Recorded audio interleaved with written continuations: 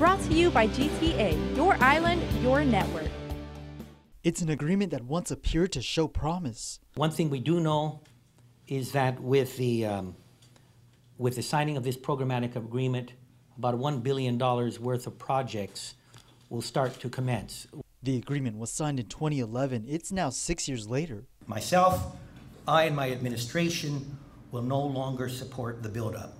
The reason Governor Eddie Calvo says the federal government has a stranglehold on the island's economy. He cited as an example the denial of the H-2B visas, which has seen a drastic drop in recent years. The dire situation prompted the Guam Contractors Association and more than 12 local businesses to take Uncle Sam to court. That I'm requesting the Attorney General enjoin in the lawsuit with the contractors. As far as I'm concerned, it is a clear and present danger to our island economy.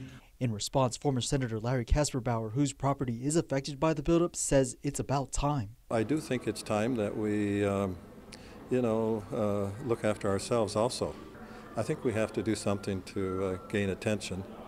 And I once said if I were younger, maybe I'd have to try to follow in the footsteps of Angel Santos and to come out and say something. And the reaction from Dr. Michael Bavacqua, who also attended the meeting. I was very happy and heartened to hear the governor sort of take this position because it shows, and I'm hoping that sort of more people will follow sort of his lead in terms of looking and in terms of understanding our real relationship to the United States.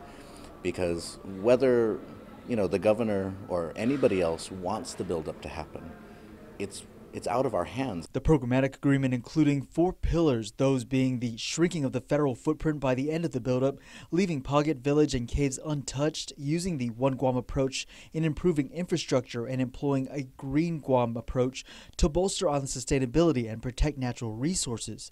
Governor Calvo says no matter how many times he's reached out to the feds over the years, all he's heard is lip service. This is clearly a threat to our people. And we've got to fight. We cannot allow this to go on without us putting up a fight. Unless anything changes, we are going to continue to go in this direction. Until there's a balance between what's happening both inside and outside the fence, Calvo says he will now let the Prime Minister of Japan and President Donald Trump know that when it comes to the buildup, you can count him out. Reporting for Guam's News Network, Guahu Sinik Delgado. Brought to you by GTA, your island, your network.